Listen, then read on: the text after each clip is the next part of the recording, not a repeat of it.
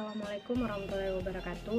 Perkenalkan, saya Nurhalisa M. Arif dari kelas 22 3A Manajemen Sekolah Tinggi Ilmu Ekonomi Makassar Maju. Di sini saya akan memenuhi tugas yakni resume dasar-dasar komunikasi bisnis. Mengapa komunikasi merupakan keterampilan terpenting di dalam bisnis? Karena perkembangan bisnis dipengaruhi oleh keterampilan komunikasi yang baik. Beberapa alasan yang dikemukakan Suyatni dan Sani pada tahun 2019 yaitu: yang pertama, hierarki manajemen datar. Pada hierarki dengan jenjang yang tidak terlalu panjang ini, semua karyawan akan melakukan komunikasi baik formal dan informal pada semua jenjang, sehingga semua karyawan dituntut menjadi komunikator yang baik. Yang kedua, manajemen yang lebih partisipatif. Ketika pengambilan keputusan diperlukan, maka karyawan dan manajer dituntut untuk dapat menjadi penulis dan pembicara yang baik. Kemudian yang ketiga yaitu manajemen berbasis tim diperluas.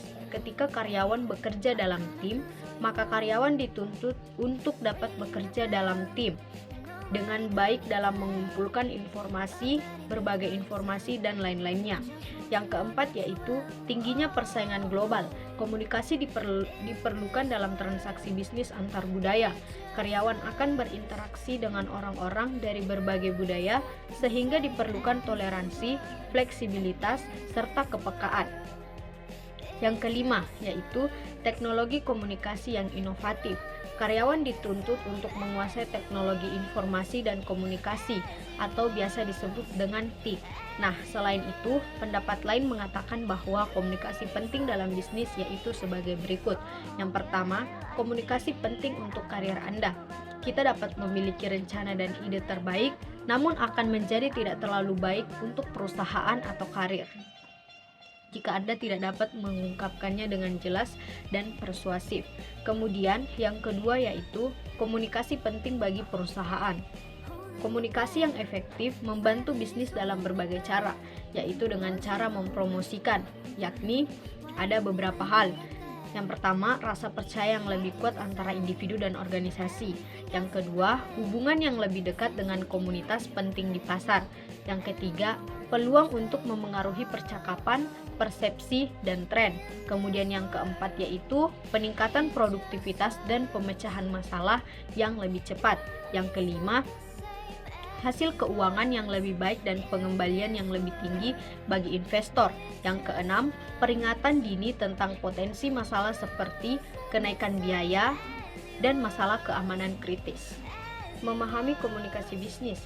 Komunikasi adalah proses mentransfer informasi dan makna antara pengirim dan penerima menggunakan satu atau lebih media dan saluran komunikasi.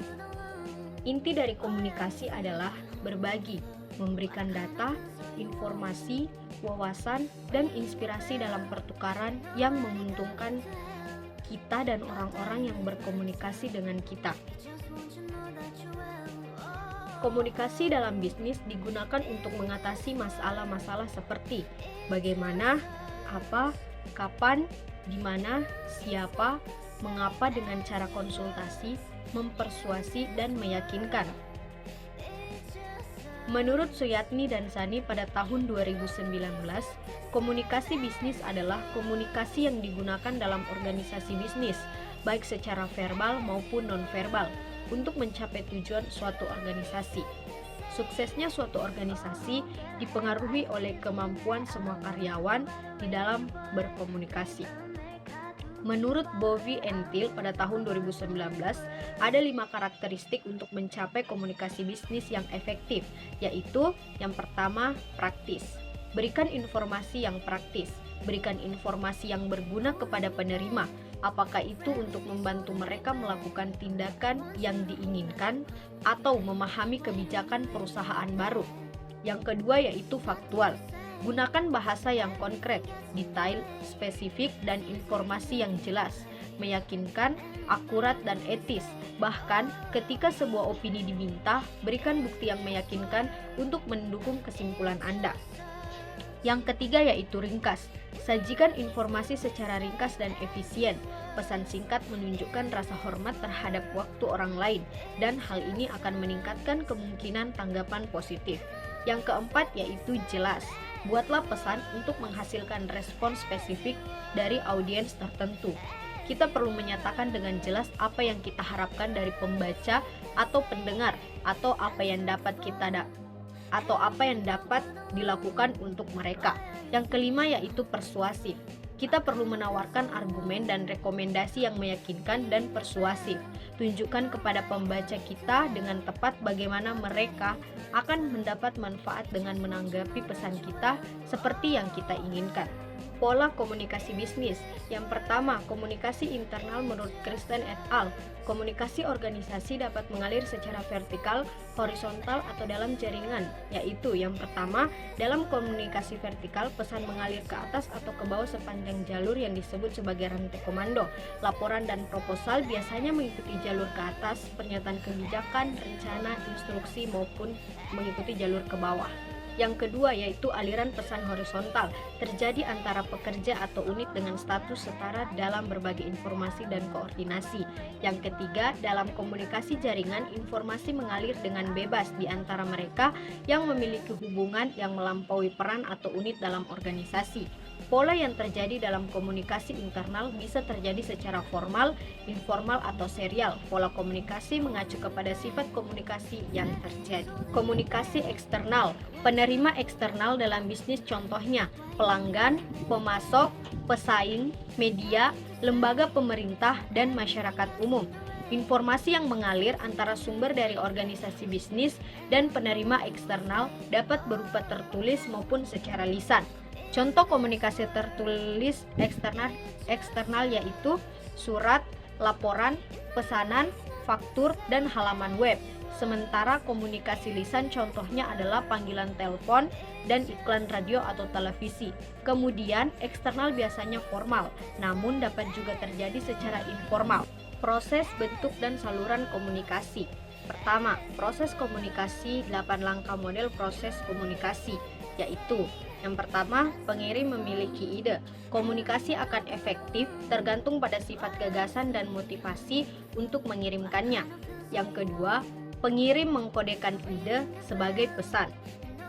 Ketika seseorang memasukkan ide ke dalam suatu pesan, dia menyandingkannya atau mengungkapkannya dalam kata-kata atau gambar. Yang ketiga yaitu pengirim, menghasilkan pesan dalam media yang dapat ditransmisikan. Pengirim membutuhkan media komunikasi untuk menyampaikan pesan tersebut kepada penerima yang dituju. Yang keempat yaitu pengirim mengirimkan pesan melalui saluran. Peningkatan teknologi menghasilkan jumlah pilihan media komunikasi yang semakin beragam. Yang kelima yaitu audiens yang dituju menerima pesan. Jika saluran berfungsi dengan baik, maka pesan akan mencapai audiens yang dituju. Selanjutnya, yang keenam yaitu penerima menerjemahkan pesan. Setelah pesan diterima, penerima perlu mengekstrak ide dari pesan atau decoding. Kemudian yang ketujuh yaitu penerima menanggapi pesan. Dalam kebanyakan kasus, pengirim ingin mencapai lebih dari sekedar menyampaikan informasi. Mereka sering ingin penerima merespon dengan cara tertentu. Kemudian yang ke-8 yaitu penerima memberikan umpan balik. Umpan balik dapat berupa verbal, nonverbal, atau keduanya. Selanjutnya yaitu yang kedua, bentuk komunikasi. Komunikasi dapat terjadi secara verbal dan non-verbal. Komunikasi verbal menggunakan kata-kata yang mencakup pesan tertulis atau menulis surat dan laporan, dan lisan atau rapat memotivasi atau mempersuasi. Sementara komunikasi non-verbal tidak menggunakan kata-kata atau dalam bentuk simbol. Menurut Overton, pada tahun 2007, banyak pebisnis dan organisasi bisnis menggunakan simbol untuk memproyeksikan gambar kepada audiens mereka. Yang ketiga yaitu saluran komunikasi menurut Krizan et al. Pada tahun 2008. Komunikasi berjalan dari pengirim ke penerima melalui saluran. Saluran pesan tertulis meliputi memo, surat, email, halaman, web, catatan, laporan, telegram, buletin, dan rilis berita. Saluran pesan lisan memiliki banyak bentuk termasuk percakapan tatap muka, percakapan telepon, pesan suara, konferensi langsung, konferensi video, dan pidato. Hambatan dalam komunikasi bisnis. Hambatan dalam komunikasi dapat dijumpai dalam bisnis. Yang pertama, informasi berlebih menurut Edmunds and Morris pada tahun 2000. Meskipun ada banyak informasi yang tersedia, seringkali sulit untuk mendapatkan informasi yang berguna dan relevan ketika dibutuhkan. Kita dibanjiri dengan berbagai informasi melalui internet, surat elektronik. Aplikasi yang menggunakan internet merupakan salah satu bentuk komunikasi bisnis yang menyebabkan informasi yang berlebihan. Yang kedua yaitu pemilihan kata. Menurut Krizan et al. Pada tahun 2008, pemilihan kata berpotensi untuk terjadinya hambatan dalam komunikasi. Jika Anda memilih kata-kata yang terlalu sulit, terlalu teknis, dapat menyebabkan penerima tidak memahami apa yang Anda sampaikan. Namun sebaliknya, jika pesan yang Anda kirim terlalu sederhana atau mudah, akibatnya pembaca bisa menjadi bosan atau terhina. Dalam kedua kasus tersebut, pesan gagal memenuhi tujuannya. Menurut Guffey and Loy, pada tahun 2010, kata-kata yang tidak dikenal dapat merusak proses komunikasi karena kurang bermakna bagi penerima.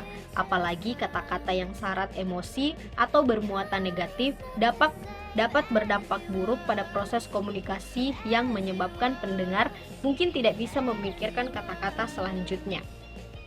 Yang ketiga yaitu tata bahasa, struktur kalimat, tanda baca, dan ejaan. Menurut Krizan et al., tata bahasa yang salah dan struktur kalimat yang buruk dapat menghambat pemahaman penerima pesan lisan atau tertulis.